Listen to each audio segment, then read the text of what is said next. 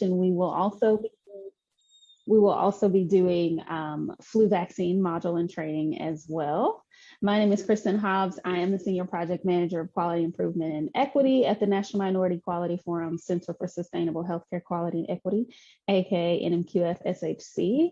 And I'm so grateful that all of you are joining us today. We'll run through really quickly some data and why we're here, and then I'll turn it over to Dr. Quinn. So Dr. Thomas, if you want to go ahead and do introductions, that would be great. Well, let me just say, so excited to have our team here and to be part of the effort to expand our reach.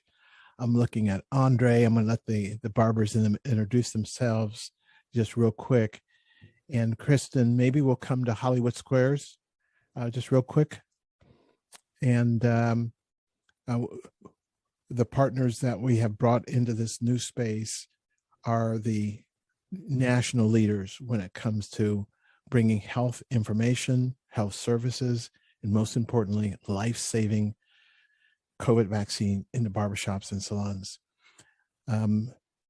We met them during our White House shots at the shop, and now they are they've been identified as leaders for moving forward. So I'll just call on a square and real quick, just give a thumbnail. Dynamite Brown, name, rank, serial number, my friend. Just Mike Brown, barber stylist, community healthcare worker. Been with the program since birth. 10 years. 10 years. Glad to be growing in it and watch it come to fruition as we all come together and put our special efforts into it to make this program special. So thank you for letting me be here. It's an honor and pleasure. 11 years ago, Mike was the first barber we recruited for the Hair Network. And now look where we are. Sandra Lee. Yes, good afternoon, everyone. I'm Sandra Jenkins, and I'm from Montgomery County, Pennsylvania, owner's Naturalist Studio. I'm very delighted and very, very just overjoyed to be here with everyone and to have the experience to really move forward on this initiative. I'm looking forward to learn and support and to be in collaboration with everyone to meet our goals. So thank you again, and I'm happy to be on board. Many, many lessons from her experience in transforming her shop into a clinic that we'll be sharing moving forward. Next in my Hollywood Square is Freddie Spry, another founding member of the Hair Network, 11 years going. Fred, introduce yourself. Hey, Dr. C, everyone there. I'm Fred Spry, one of the owners of the Shop Spa in Hyattsville. I've been working with Dr. C now for 11 years, community outreach, a lot of things revolving around health equity. I'm very, very, very motivated, excited to continue to reach our goals and get the world in a safer place. It's been a mission, it's been a journey, but I can see we're definitely making steps and making a lot of progress. And Fred is also a certified community health worker, and just 2.5+ weeks ago, they lost a dear friend to COVID. And it was a huge wake-up call. Big time. Right, Fred? Yeah, it was a real big deal because this guy was also with community outreach, and he was for a lot of things, but, he was one of those people on the Hell No Wall, and the Hell No Wall took him down. And, it just helps me with a lot of my friends and people that I don't know that, to be able to say, look, this is what we're dealing with, and let's just make the right decision. I took my booster shot yesterday, so I was a little bit woozy today, but it's a lot better than getting COVID. Hey, booster is better than getting COVID. You got that right. Okay, and now we have Andre from Hotlanta. Hey, Andre. Unmute yourself, brother. Hello, how are you doing? Can you hear me now? Yeah, you're good. Okay, sorry about that. Thank you.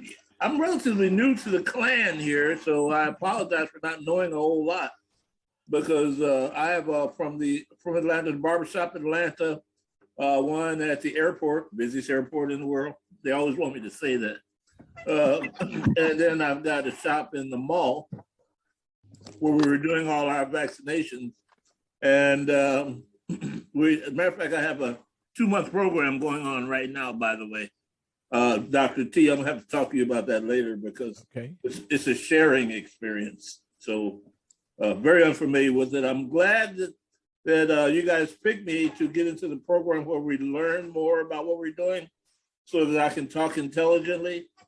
Because my initial reason for joining Shots at the Shop was I wanted my people and my customers to feel comfortable about coming. So that's where we are now.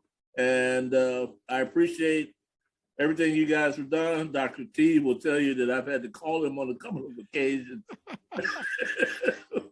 So, but thank you guys, and looking forward to continuing and doing more things together. Very good. And as Andre will tell you, those phone calls opened doors and made things move. And so whatever little weight we can bring to the table, we're going to do that. Thank you, Andre, for being here. No problem. Next in my Hollywood Square is Willie Lightfoot. Hey, Willie. Hello, I hope you guys can hear me. I'm on my phone, but I'm trying to log back in through my laptop as well. You look good. Okay, wonderful. Hello, everybody. It's good to see all of you. I'm fairly new. Recording in progress. Stand by. Yeah, just mute the computer. Your phone's good. There you go.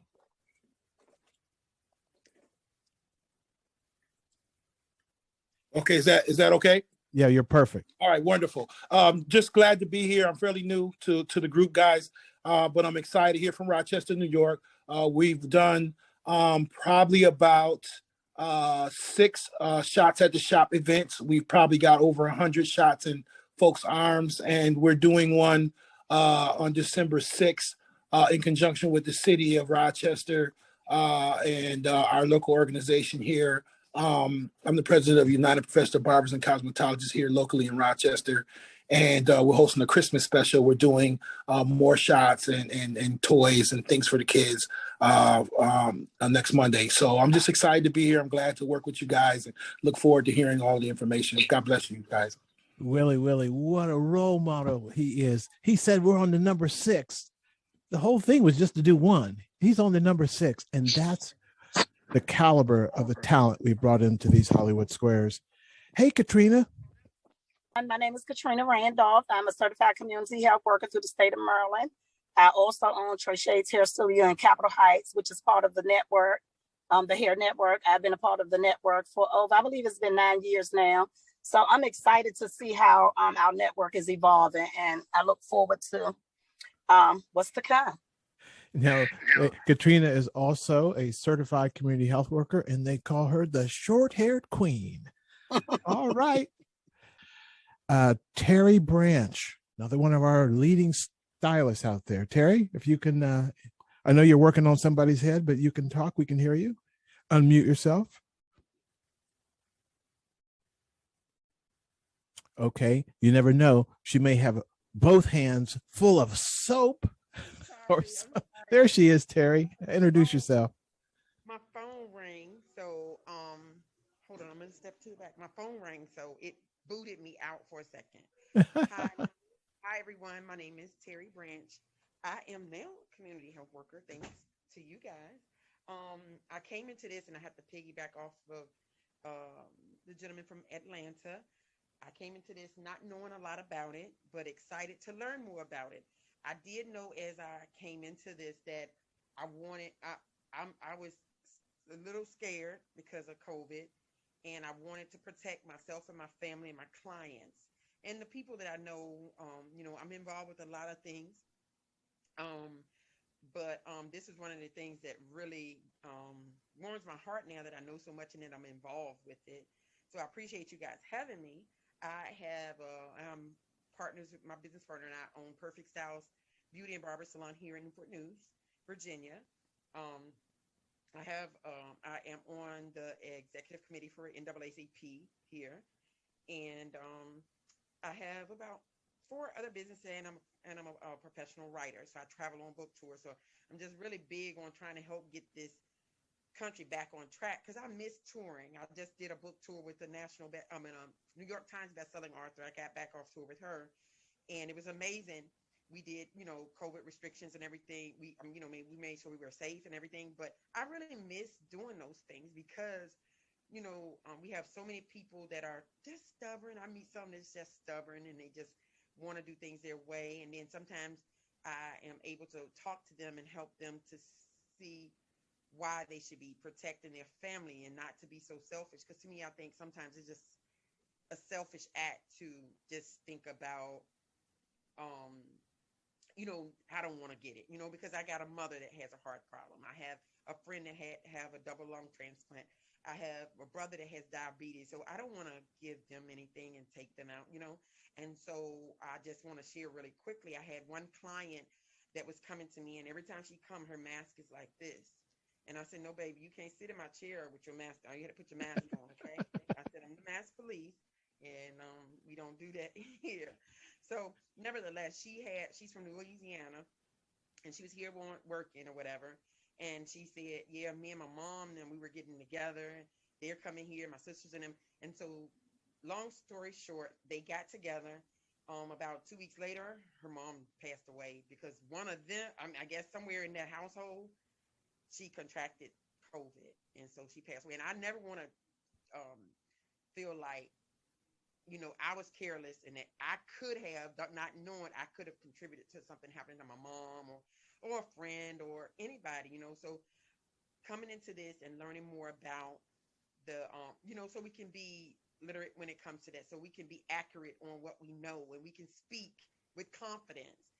I really enjoyed being on this platform just for that. So I really appreciate you guys. And I definitely am in it to win it whenever, whatever y'all want me to do, to get involved. And I just, like I asked Mike where he was from, I just want to kind of get to know, because I travel a lot. And when I travel, I would really love to meet some of you guys in person.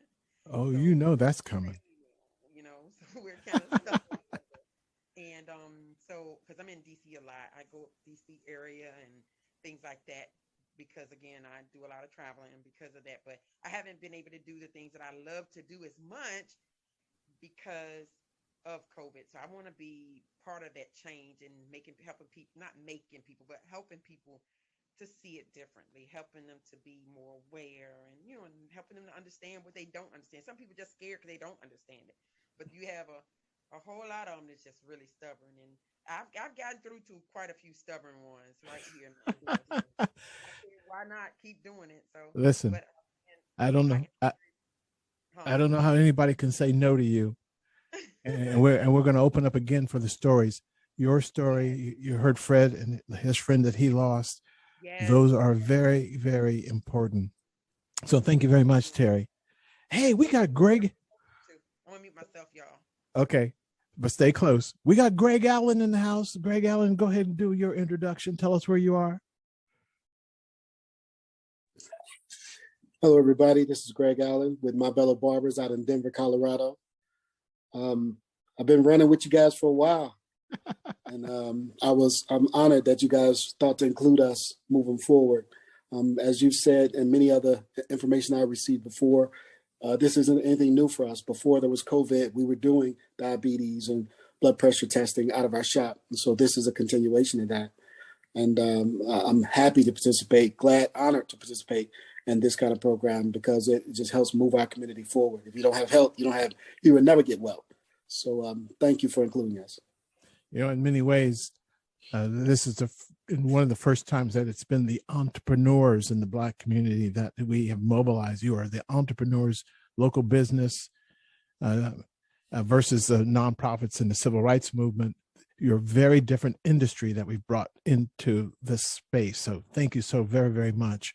I think I have maybe one or two more. I see Sharon.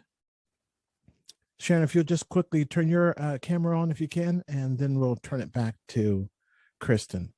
Well, I hope you all don't mind. It was the last minute I learned about this call, and I just returned from out of town, so I'm not really camera ready. But I am Sharon Gibbs Cooper, and I have the distinct privilege of working with Dr. Thomas, Fred, Mike and Katrina in working on this tremendous effort in not only heightening awareness in the community, but being impactful as far as getting the message out and helping people to realize the importance of quality of life and how they can go about in effecting change and being better informed about how they can improve their health. So I thank them all for this opportunity just to be play a small role in just being able to participate. Thank you so much, Sharon. Let me just tell the group that she's our secret weapon. A lot of these programs have a lot of administrative burden. They say, oh, just go to our website, and then you find yourself in a labyrinth. Well, Sharon has been the one navigating our barbers and stylists through the community health worker labyrinth and helped get them all certified. So that's one of the things we're going to bring to the table for the rest of you, the administrative back-end support needed for you to be able to engage and partner with larger organizations and therefore manage larger dollars. This initiative is being supported with funding through the Centers for Disease Control and Prevention. I'm going to let Kristen give some of the other details, but welcome aboard. We have some of the best practices in the country represented in these Hollywood squares. Kristen? Thank you, Dr. Thomas, and thank all of you for introducing yourselves. It is a pleasure to meet you. Like Freddie, I did get my booster yesterday, my husband and I'm exhausted, but we're gonna push through because this is important. So let me share screen again. I wanna get through this so that Dr. Quinn has an adequate amount of time, but this PowerPoint will be shared with you guys. So don't feel like you won't have these data or this information again. After I speak, then Dr. Quinn, and then we'll talk some more about that real world experience that Dr. Thomas was just mentioning. We'll have some discussion and then next steps. So again, welcome. The National Minority Quality Forum was started in 1998 by Dr. Gary Puckrin, really to address health disparities and advance health equity using data. That's the crux of what we do. And SHC, the Center for Sustainable Healthcare Quality and Equity, uses that data to build sustainable, healthy communities in every zip code. And so we really want to promote sustainability across our underserved and historically excluded and historically minoritized communities. And we use quality improvement and clinician education to do that. So why are we here? We know that over the last 10 years, Hispanic and Black non-Hispanic populations have had the lowest flu vaccination coverage when compared to white populations. We also know that among hospitalizations, ICU admission, and in-hospital death age-adjusted rate ratios, non-Hispanic Black populations have the highest age-adjusted rate ratios out of all of the populations studied and depicted here. These data show monthly cumulative flu vaccine coverage by race and ethnicity for 18 to 49 years. And as you can see, once again, Black non-Hispanic populations have the lowest vaccine rates for 2019-2022 or 2020 season, excuse me, and the 2020 to 2021 flu season. And then when it comes to younger people, so vaccinations amongst children 6 months to 17 years, Hispanic and Black non-Hispanic populations still have the lowest flu vaccine rates. Children 6 months to 17 years of age across 3 different flu seasons, it's still the same data. We could probably talk about whatever age group and whatever age population we want to, and it would still be the same. And for pregnant people, so pregnant people in Black non-Hispanic populations also have the lowest flu vaccination rates. And now we need to figure out what we are going to do about that. In Medicare 65 and over flu vaccine rates, Black non-Hispanic and Hispanic populations also have the lowest flu vaccine rates, according to the data that we can glean from the MMWR weekly report. And so we're here to build an intervention where we position you guys as trusted leaders in your community. You're already trusted leaders. You're already doing this work so well. I actually was introduced to public health interventions in barbershops in graduate school by one of Dr. Thomas's mentees, one of my professors. And it was one of the probably pivotal moments of my graduate school experience, just really understanding how we can do something for us, for our community, that will be impactful. So you got to call the name of that professor. Yeah, Dr. Keon Gilbert. He's fantastic. So I'm going to turn it over to Dr. Quinn, and I'm going to share your slides. So just let me know when you're ready for me to advance. Okay, thanks, Kristen. And first, thank you all for having me be a part of this. I was thinking back to when I first worked with some Black barbershops. It was in Durham in the 90s, handing out condoms as part of the HIV prevention effort, and learned a few lessons, and I've learned much from Fred, Mike, and Katrina, and Dr. Thomas over the years. So how can you make a difference in flu vaccine? And we're talking about the how, we're not talking about if, because I know the if is yes, you can. I heard the passion, I heard the commitment, I heard the energy. So I'm just going to start with the assumption you will make a difference. And now how can we help you do that? So Kristen, let's go to this. What I want to do is just use a few minutes of a clip so that you can hear some of the clients in Mike and Fred's shop talk about the flu vaccine. Kristen, can we do that?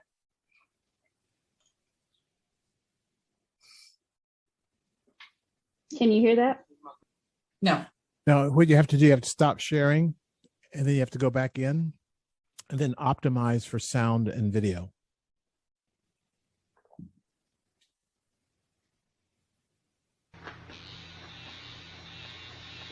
This is my good customer, Jim. Been cutting Jim for over 10 years. This is my customer, Kyrie. I've been cutting him since he was on phone book. This is a new customer, Ty. This is my customer, Jason. This is my first time cutting his hair. Jason, we just asking the people, how you feel about the flu shot?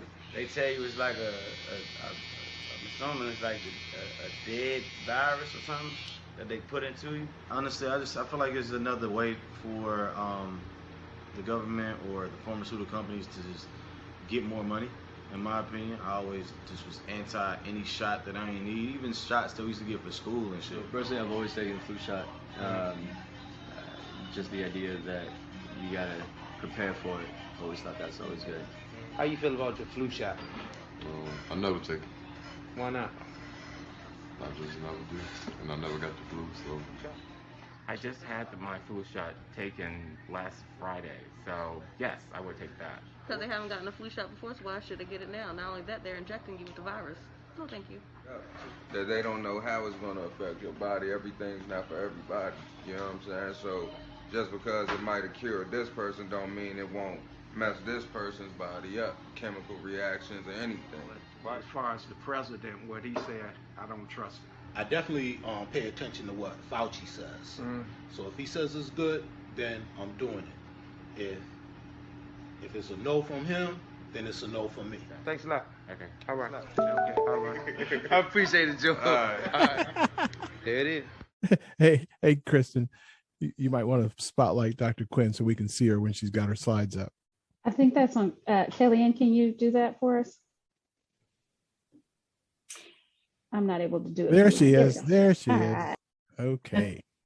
Okay, thanks, Kristen. So, we're running a little bit behind on time. So I think I would like to hear more from you, and we'll put that as part of the real world experience in terms of what you hear about the flu vaccine in your shops. So what I want to do is share with you a little bit of my own research, and virtually all the themes you're going to hear here are things that are from a national survey with over 800 African Americans, over 800 whites, plus 9 focus groups with over 100 African Americans and whites, and then individual interviews. And so I want to share with you a couple of things, because these factors that we're going to talk about affect what people decide in terms of getting the flu vaccine, and there may be kind of hooks for you to be thinking about when you're listening to your clients and talking with your clients. Next slide, please. So we often hear people, we even heard in the video, people talking about, the risk they perceive from the vaccine. They talked about it having the virus in it. And we often think about it in two ways: the risk of the disease itself to an individual, the risk of the vaccine. And when people perceive their risk of getting the disease to be high, they're more likely to take the vaccine. Kind of makes sense, right? But for African Americans, what we found is that they had a higher perceived risk of vaccine side effects, but more than that, they thought the side effects were very serious, including death. And so what we found was if you have high perceived disease risk, you get the vaccine. But when that perceived risk of vaccine side effects, if you think bad things are going to happen, then guess what? Not surprising, the willingness to get vaccinated goes down. And we'll come back to all these a little bit later. Next, please. The other thing that we did, and it's much longer than I can go in here, and this is part of why you're so important to this process, is we looked and we had a number of questions that really looked at people's experiences, lived experiences of racism and discrimination in the context of healthcare, not in the broader society, and how that influenced their decision to get a flu vaccine. And we asked about whether they believe they were treated fairly in a healthcare situation. And when people believed that they were treated fairly, they were more trusting and more likely to take the vaccine. But for African Americans in our sample, they had a higher perceived discrimination in healthcare, and that was associated with higher perceived risk of side effects and lower uptake. So when people believed that they had had an experience of discrimination in that setting, it depressed their willingness to take the vaccine. That's not surprising, right? But it's all the more reason we have other trusted partners to address these issues. Next, please. We heard a discussion, we heard several of you talk about this, but we are really interested in social norms, sort of what we believe the people around us do and want us to do. So we asked, what proportion of people close to you want you to get the flu shot? And what we found was that less than half of African Americans indicated that half or more of the people close to them wanted them to get the vaccine. Why is that important? I think we heard some of it, kind of echoes of this in the discussion about COVID, is that if you believe that the people close to you want you to be vaccinated, again, it means that you're more likely to get vaccinated. If you believe people close to you don't want you to get vaccinated, you may be less likely. But I think there were several of you that said it, and I think Terry alluded to something like this. But what we found, we asked, did you get the vaccine over 5 years? And for all the African Americans who were vaccinated every year or most years, but not all, they believed it was their moral obligation to other people to get the flu vaccine. And we heard some of that discussion in the context of COVID, of many of you saying, we don't want to be responsible for giving this virus to somebody that we love or our clients, our peers, our colleagues. Next, please. Trust. We talk a lot about trust, but in the context of the flu vaccine, one of the things we learned in all of our interviews and group discussions is that most people didn't know how that flu vaccine was made and what the process was. We've been getting like a crash course in vaccine research and development and approval during COVID, but most people really didn't understand the process.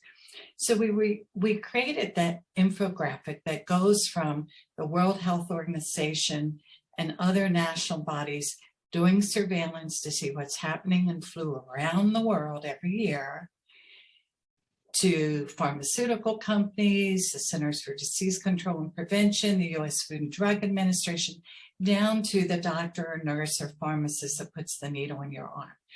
And what we found was that African Americans had lower trust in all those organizations, but the rank order was the same as whites. So their doctors came first in terms of trust, CDC, FDA, and drug companies last. And we certainly heard some of that sentiment around drug companies in the video clip. But this is critical, that trusting the process and trusting the vaccine is essential for having good acceptance and getting the vaccine. And we're coming back to all this stuff. Next, please, Kristen. So, but there are things that affect that trust as well. You know, again, the perceived risk, whether people think that the flu vaccine is effective, how important they think it is for them. And again, those norms, you know, what do the people who care about them want them to do? Wouldn't surprise, I suspect, any of us that trust in the government is lower. And there are lots of reasons, as we all know. But what I want you to pay attention to is this last point, that when we talked in interviews and groups with people, what we found is we heard more whites that kind of, you know, it was kind of, oh yeah, I always get the flu vaccine and get it. But for many African Americans, it was much more of what I call an active decision-making process, seeking information, debating it, you know, thinking it through, talking. It wasn't a rote, you know, process. For some, it might be more rote. I'm not going to get it. I've never gotten it. I don't get the flu. But for many, it was a real deliberation. And that's where you can come in and we'll talk about that. Next, please. So what do we do? You know, how can we increase the uptake of the flu vaccine? And what I want to say here, just because we're in this COVID moment, the Omicron moment, is that flu vaccine today is as critically important in many ways as the COVID vaccine. Why is that? The same risk factors that put people at high risk for severe disease from COVID also put them at high risk if they get the flu. But the other thing is not just their risk and their health, but again, it goes back to by taking care of ourselves, preventing us from getting the flu, your clients, family from getting the flu. It also takes some of the burden off the healthcare system, and boy, they're struggling. And so how do we do that? So next, please. We know, you know, you've got clients that you've had for years. You may have cut their parents' hair. Now you're cutting them. Now you're cutting their kids' hair. A lot of empathy is what I hear, you know, when I hear Katrina and Fred and Mike talk. They understand their clients and care. And also, you know, because many of you may be on that same journey or have been on that same journey related to the COVID vaccine, may be on that same journey from being skeptical, questioning, having concerns about it, getting the flu vaccine. And so I think for many, you know, you've got a lot of strengths that you're bringing to this. Next. So how can you make a difference? And I'm going back to something that Fred and Mike have been grappling with, is the friend that they lost recently to COVID, not flu, but bear with me here. And so one of the things they're really doing is they're making the calls and reaching out to the broader network. And they're really making an effort to change the social norm. That's what they're doing. They're talking to family, they're talking to friends, they're talking to people about why the COVID vaccine is important, because they shared this loss of somebody that was important to them. And so you have an opportunity in your setting to change some of those norms. And I heard you talk about how important addressing these things are to your community, your clients, your business, you know, keeping you healthy, keeping your clients healthy. You're already doing the making the shops a place for information about COVID vaccine and credible information. You know, there's a lot of things that swirl around, a lot of it not credible, but it is swirling around. We can't just pretend it doesn't exist, but how do we, you know, get credible information in people's hands? And then finally, you're a role model. I've heard our three community health workers, Mike, Katrina, and Fred, talk about this as they made that journey around the vaccine. They got vaccinated, and the fact that they did and they talk about it makes a difference to their clients. Next, please. So just a couple more tips, and then I think we should open it up to some, the real world, what's really happening and how to do this. I know you already listened to questions and concerns, but you also may know a lot about your clients who has diabetes, who has hypertension, whose child has asthma. And when you're talking about the flu vaccine and COVID, really, sharing what are some reasons that may make getting the flu vaccine important to your client, you can use that information they've already shared. Hey, Joe, I know you got diabetes. You've been talking to me about it for years. And that makes you at higher risk if you get the flu, of being hospitalized, having severe illness. Talking about why you took the vaccine, from you wanted to protect your family, you wanted to protect your economic well-being, your shop, your business. And we'll give you some tools with credible information, and we can talk more about this point about how do you avoid repeating misinformation, and then staying positive about the vaccine and its benefits. So we'll talk more as we get into the real world discussion. Next, please. And so how about if what we do is we're going to transition out of this, and Dr. T, as part of that real world discussion, maybe take some of what are their questions, what things do they encounter about the flu vaccine? Well, first, let me thank you, Dr. Quinn, for the nice overview. And as the people in Hollywood Squares can see, we're moving into a space now of designing and tailoring materials for you, and you helping us adapt it to the culture in your shop. If there's anything we've learned is that while Sandra may serve African Americans and Greg serves African Americans, Colorado is a lot different than where Sandra is. And so those are cultural nuances that you guys can help us with.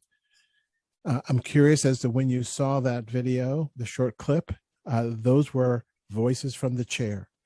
And we had a journalist work with Mike on how to use his camera to get those videos as high enough quality for purposes of discussion. So you can see in the video, we did not make any corrections. We just took the raw story from the chair, and we use that in spaces like this for discussion. So maybe, Dr. Quinn, that's how we can open up and say to the audience, what's the truth where you are? And the facts that were just presented may not be new, even though you may not have seen it in graphs, but I'm sure you've heard people say, I don't take the flu shot and I've never gotten the flu. I'm sure you've heard people say, I took the flu shot and that's the first time I got the flu. So these are common. And then COVID comes with similar symptoms. Here's the key. The symptoms look the same. So let's open this up for truth on the ground and how we might use some of these tools. Again, videotaping voices from the chairs in your shops to help craft a strategy for increasing flu uptake, or at least ensuring that people make informed decisions, that they're not just a knee-jerk no. They're making a decision based on the best information available. So this is our teachable moment. Floor is open, scholars. Sandra, you want to get us started? This is Sandra Jenkins, Dr. Yes. Yes, good afternoon. Yes. There's sometimes salons can be a place of congregation. People will come together and, the salon turns into somewhat like a social gathering, more so than a salon in most African American salons. So therefore, we're constantly, like in close proximity with each other.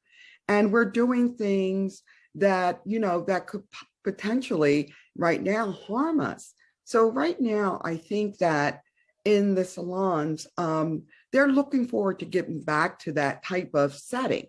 Therefore, you know, being that role model for them and getting the information to them during those times when everyone is somewhat at a means of, you know, togetherness or networking or congregating with each other, the conversation needs to be included in with that type of, you know, gathering.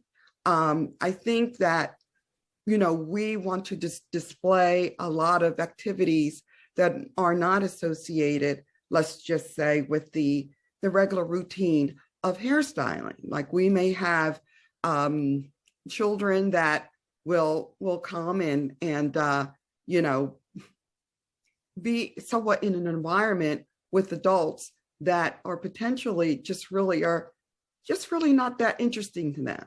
So we have to be more creative how we set our environment for our community and learn how to incorporate the understanding and the knowledge behind, you know, taking strides and steps and better, you know, healthcare approaches and things of that nature. So, you know, our means of, let's say, communications with our music in the background, or either, you know, our television could be somewhat subliminal. That it's mandatory that we display these type of things without actually, you know, communicating with people verbally. You know, they're sitting there, they're watching, you know, put materials down there, let them read about, you know, information that is going on, you know, in society, just as a very comfortable and normal setting. But, you know, these are the things I think that I will take on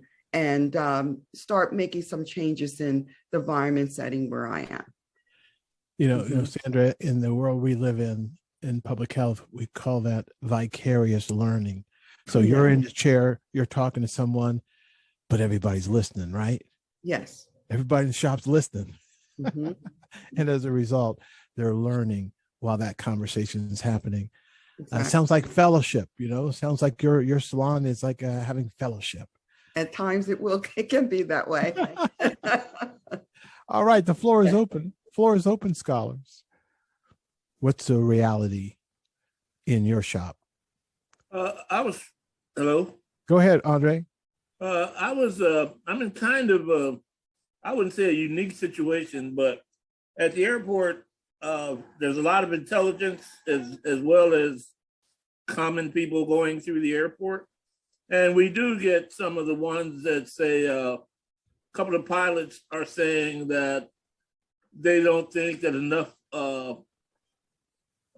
evaluation has been done for them to go out and do the shots as wide or as abroad as they're doing them.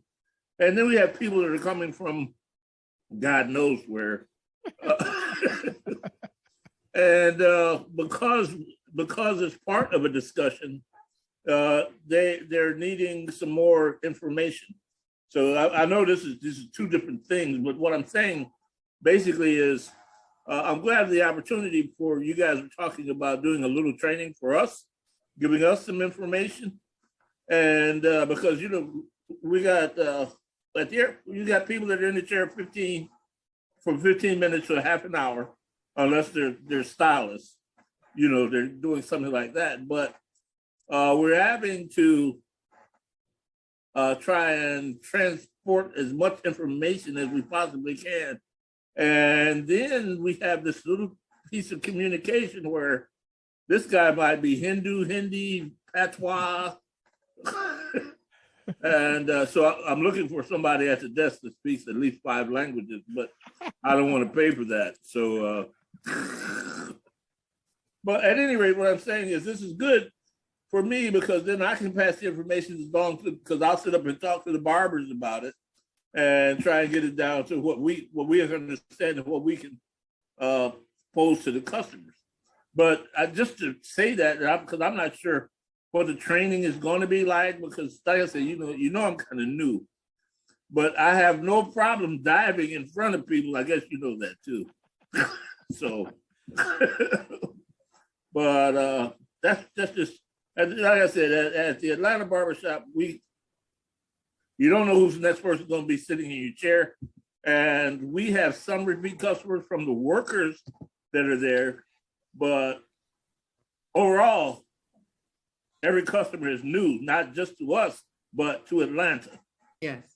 So it's not, so that's what I'm saying. So we're just a tad different, not necessarily unique, but I still want to get as much information about nobody's asking about flu shots at the airport. They're all about the COVID. And, but, like the airport is a hard place to do is because in order for us to do anything, we had to talk to the mayor. Then now we have a new election. So, and I don't even live in Atlanta, but I have to be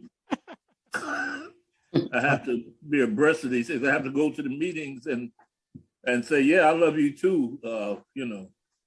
Well, Andre, as an entrepreneur with several businesses, and it's not easy to get a barbershop in the Atlanta airport.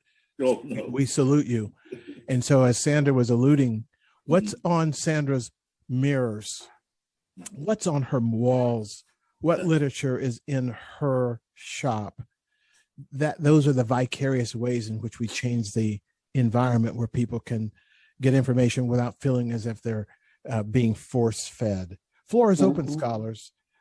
Floor is open. Yeah, Willie? Dr. T. Yeah. Dr. T. Oh, I'm sorry. Go ahead, Willie. Okay, Dr. T and to colleagues and friends. Hello, everybody. I would say your question, you said, what is happening in your shop? So I would like to speak specific to Rochester and my shop. I'm in a predominantly African American community. We talked about this before, the train tracks, within it kind of separates the haves from the have-nots in the particular community that my business is in. And so let's say, for instance, 80% of the people, we're on one side of my shop of the street is renters. And then on the other side, 80% are homeowners. So what I noticed that they have in common, though, is that a lot of the misinformation. And that's one thing that we learned, or that I learned in my shop, in my barbers, and there's 5 of us in my location. We learned with doing the COVID vaccinations of how much misinformation is out there in this community. And that's not a black, brown, or white thing. That is across cultures. There's so much misinformation. And unfortunately, the same thing that becomes a benefit through social media also becomes a problem and very problematic. Because if it's on Facebook, then it's gospel, right?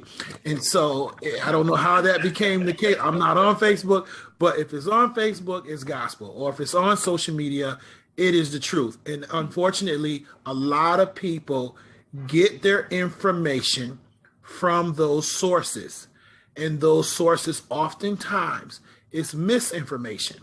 So what I see that is so great, Dr. T and Dr. Quinn, that is so great about this initiative, and initiatives like these are, first of all, us being the credible messengers to our community, but carrying credible message, right? That is kind of combating the negative information so that individuals, our clients and our customers and our community can make informed decisions based on facts and not based on all this fiction and things that they want, and these conspiracy theories and all of these things that's very real, especially in the Black and brown community, the conspiracy theory. And so we have to be diligent about giving out facts and proper information and dispelling a lot. And some of it's real. Some of it comes from a very real place, of medical apartheid, some of the things that were done to Black and brown communities, the lack of trust between Black and brown communities and the medical doctors, etc. Some of it is very real, and institutions for that matter, especially medical institutions and higher institutions of learning who have been historically disproportionately studying people of color, etc. I mean, there's some real stuff behind some of this. Yes. But we have the barbershop is the great, in the salon is the great, and appearance enhancement industry, because this can span not just in barbershops and salons, but you have tattoo artists, nail technicians, etc., who also have that ear as well too. And so I would say I'm hearing the same, very similar things that are in the video. I hear in my shop too, but it all boils down to misinformation. And the biggest thing that I'm hoping to gain from this partnership and initiative is to have the factual information and the tools necessary to equip my customers, my community, my barbers, my employees, my colleagues, and be credible with credible information. Right. That's factual. And because and here's the next piece, and I'm done, that talks about that I hear. Well, of course they're gonna go get Black and brown doctors to be a part of the conspiracy. Right? I mean, come on, let's be honest. I heard that. I've heard that. Of course they're gonna go get Black and brown people to sell these things to you guys, right?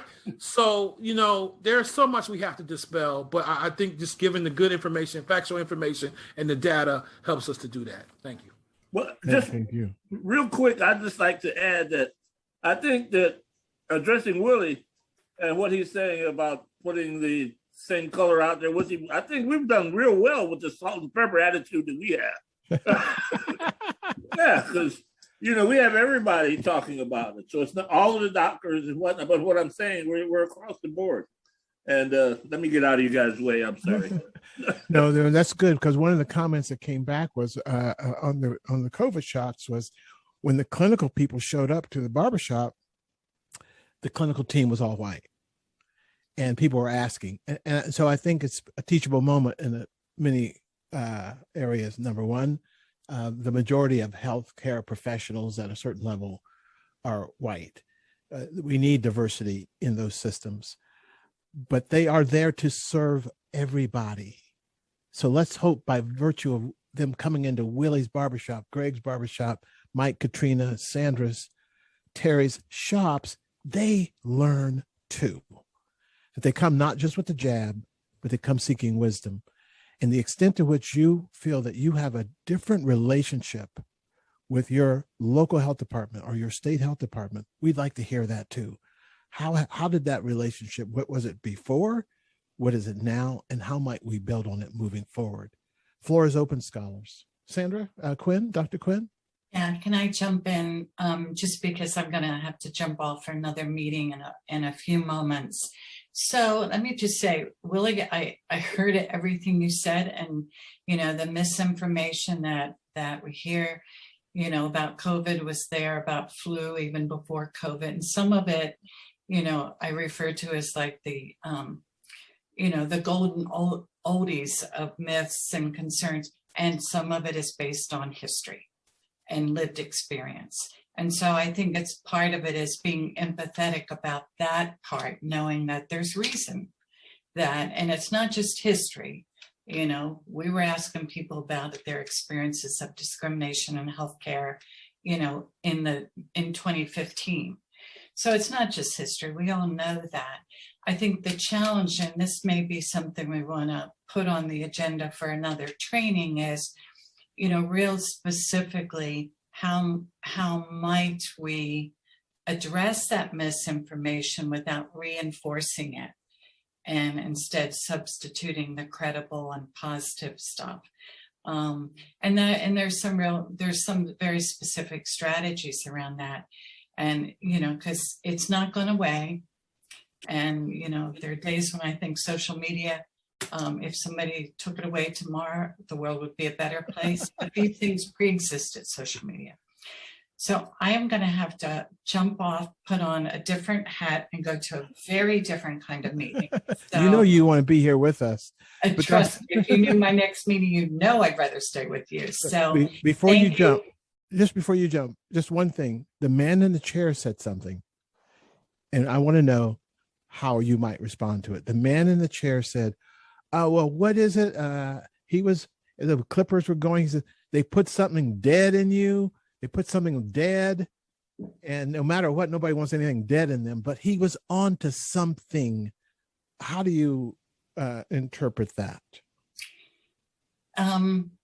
Many people believe there is virus. Some people believe it's live. Some people believe it's dead.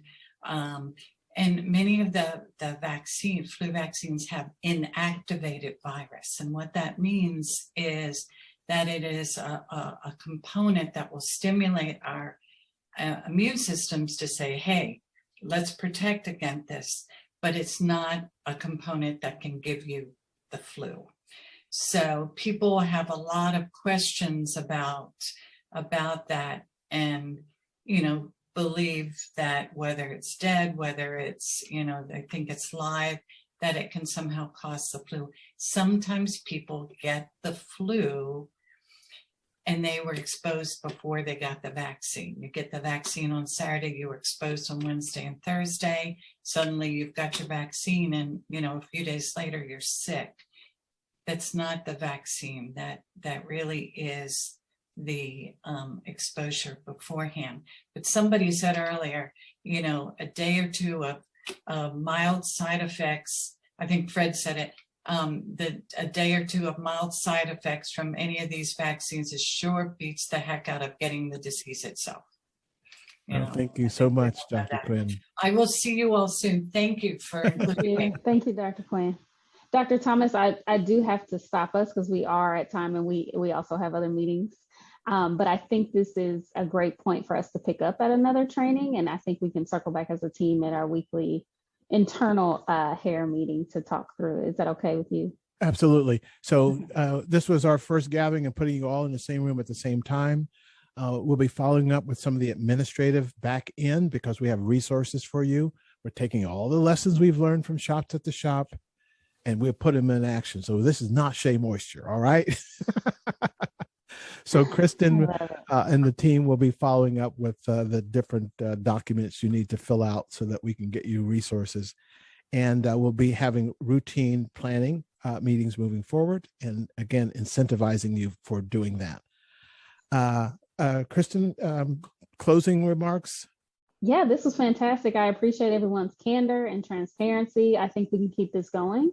And after we meet internally at the end of this week, we'll let you know when our next gathering will be. Okay, scholars, here we go. See you next time. Bye. And see you all Thursday night. See you Thursday night. Bye-bye. Bye, everybody.